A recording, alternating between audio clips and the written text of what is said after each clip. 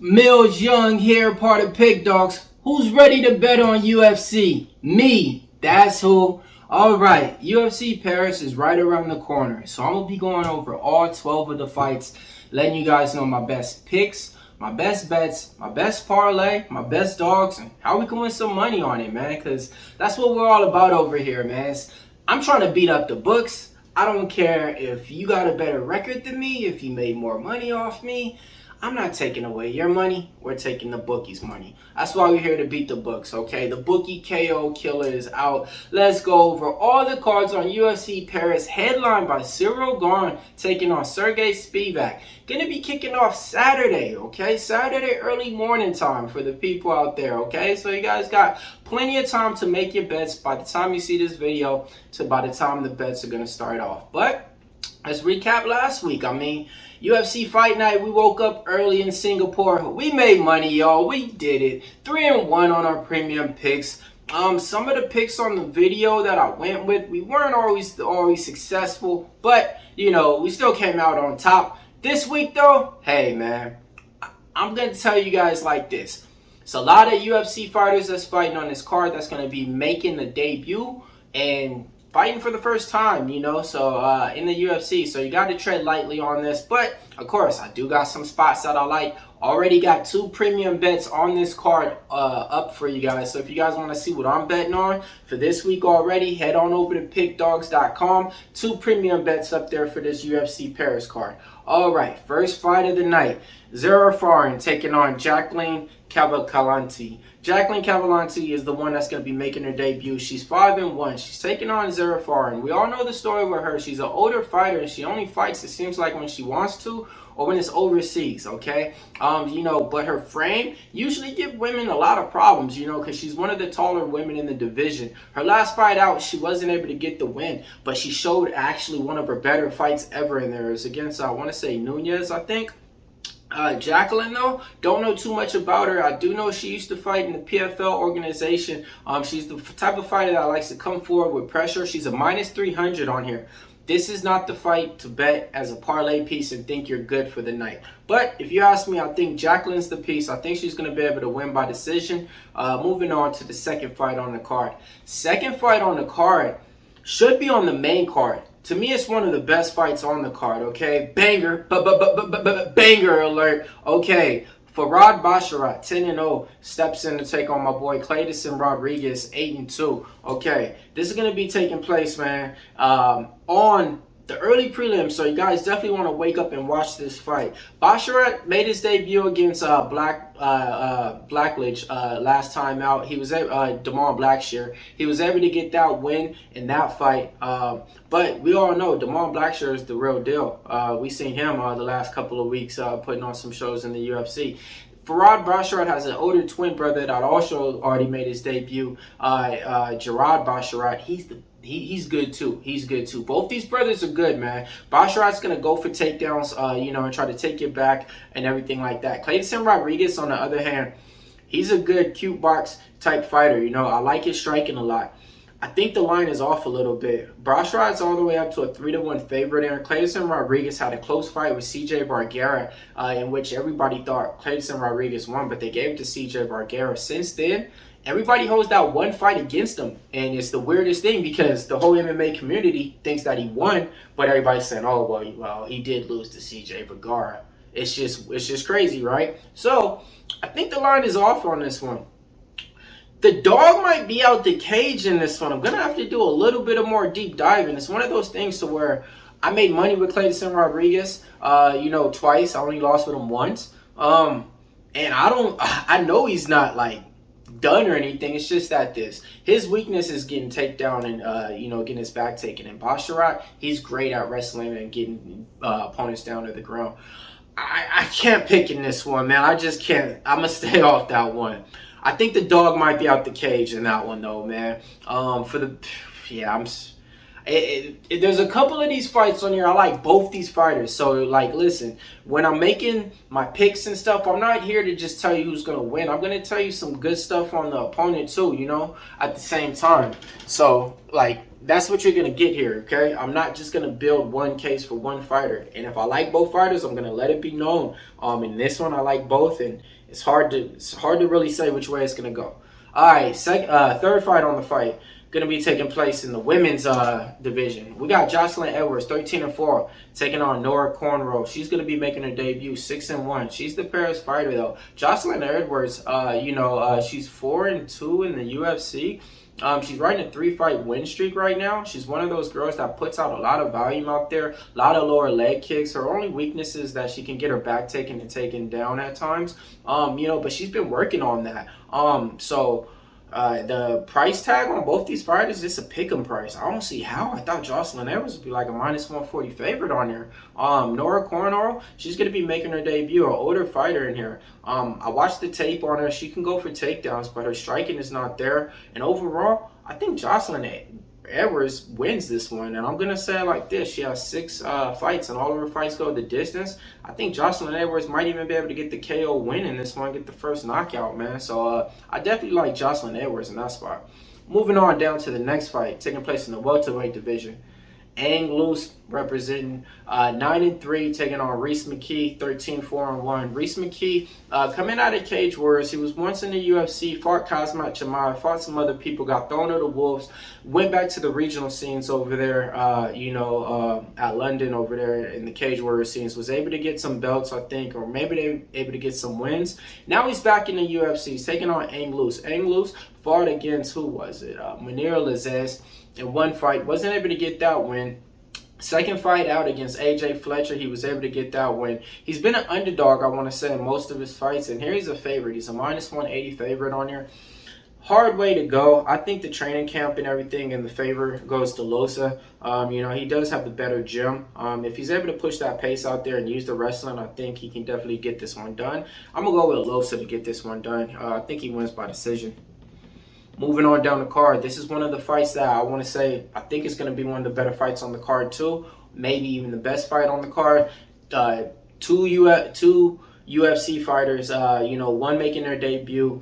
Colin Loughran, 8-0, coming from the Cage Warriors. He was the former champion over there. Cage Warriors is the promotion that brought out Patty Pimblett, Mason Jones, Ian Gary, the list goes on. Nathaniel Wood, just so many other fighters that's just coming off that I can't even name to. But he looks like the real deal. He was supposed to be fighting somebody else on this card who got switched out. So now he has a new opponent. But when he was fighting, he was a -300 favorite. Now he's an underdog, a +145 underdog. He's taking on Taylor Lapilus. Taylor Lapilus, 18-3. Once was in the UFC before in 2015, made his debut. He ended up going 3-1 with the promotion. The promotion cut him. Don't know why, don't know what for. He was 3-1. Then he went on the regional scene, took a boxing match, was able to get that win, I think. And then he did fight on the regional scene, some tough competitors, and he only lost once. And now he's back in the UFC. He's going to be fighting with the crowd right behind him. He's a -160 favorite out there. This fight could go either way. It's going to be a close fight. But I think I favor Taylor Lapilus in this one. I think the competition that he faced is way better than Loughran's competition. But I'm going to tell you guys like this. I like both these fighters in here.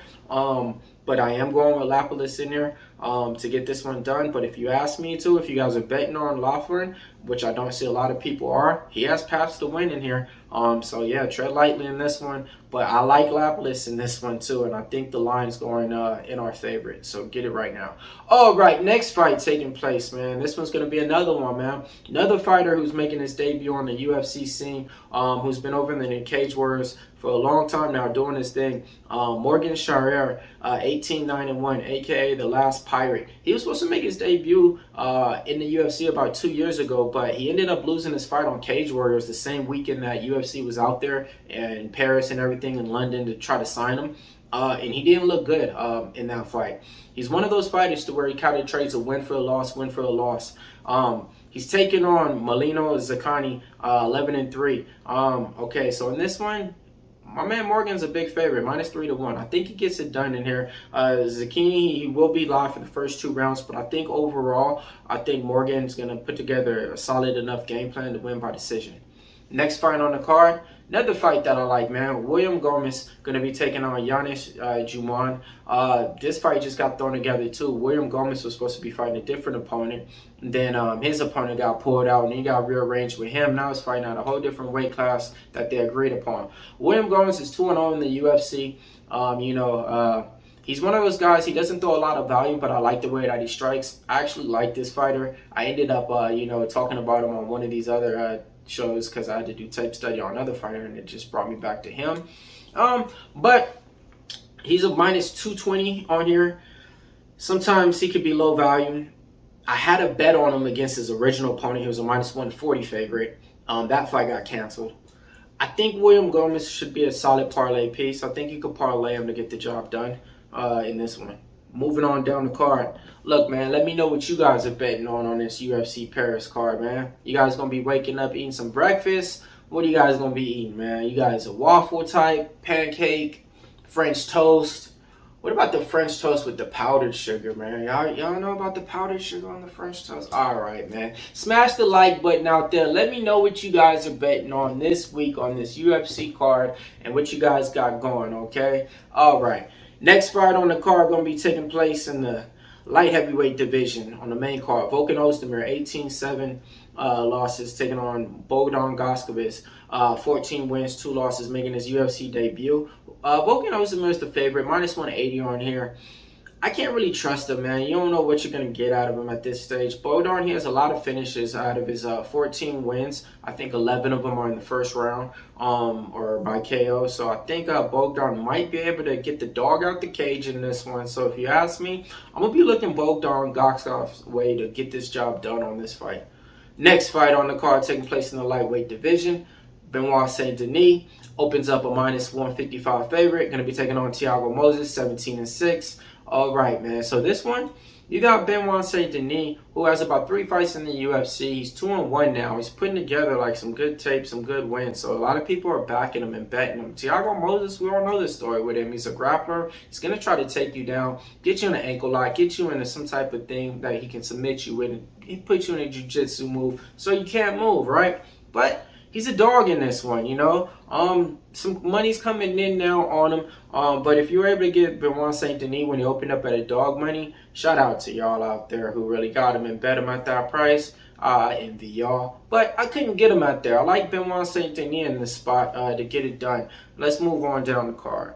Next fight, co-main event time. Y'all remember Thug Rose? Rose Namajunas? What's your favorite Rose Namajunas fight? Man, okay. That one? Yeah, she has a lot of them. Now she's stepping up to a new weight class, okay? She's going to be the co-main event. 11-5, took a year off. She's taking on Manel Farrow in the co-main event. Manel Farrow been putting together some fight tape for you guys out there, man. Wins over Caitlin Chokakian, wins over Jennifer Maya, wins over Tabitha Richa, wins over Mara Brandon Silva. I mean, that list of names right there, it's going to be hard, man. So Rose Namajunas is stepping up to the heavier weight class, and she's taking on a bigger girl with the bigger physique, bigger statue. I don't tend to go with women that move up to a weight class unless they look like they're putting on for some physique with it. She doesn't look like that on the scales or anything. But, you know, if Rose Namajunas is able to get that wrestling and get those takedowns going and come out there and look like she wants to fight, not that she has to fight, this can be Rose Namajunas' new division. But if not, Manel Farrow is going to just capitalize on this and steal the show. I think Manel Farrow is going to win. She's a minus 180 favorite on here. I think she gets the job done. So, yeah, I think Manel Farrow wins that one. Main event time. Need all you guys to smash that like button for me. Smash it up, smash it up. Just like the main event's going to get smashed. And who's going to be doing the smashing? Let's talk about it.